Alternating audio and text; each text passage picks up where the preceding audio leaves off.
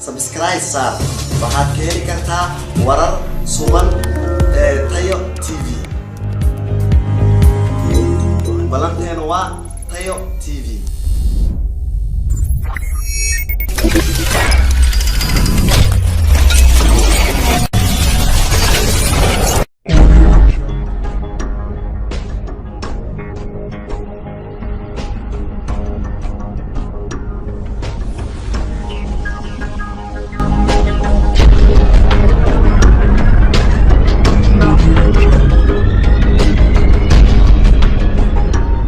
halkan waa mid kamid ah xarumaha caafimaad ee gobolka Banaadir waxa ka soconayo hawlo lagu hayo shacabka ayadoo maamahan magaalada Muqdisho ku jiray koofis ah in soo gaaray magaalada cudurka COVID-19 ama coronavirus taas oo dalalka caalamka ka qaybisay dhanka dhaqaalaha iyo sidoo kale caafimaadka magaalada Muqdisho oo shaqo maalmahan u fudud ayaa waxa sida xisaab ku soo badnay dadka ayagu markaas iska kontrolaya caafimaadkooda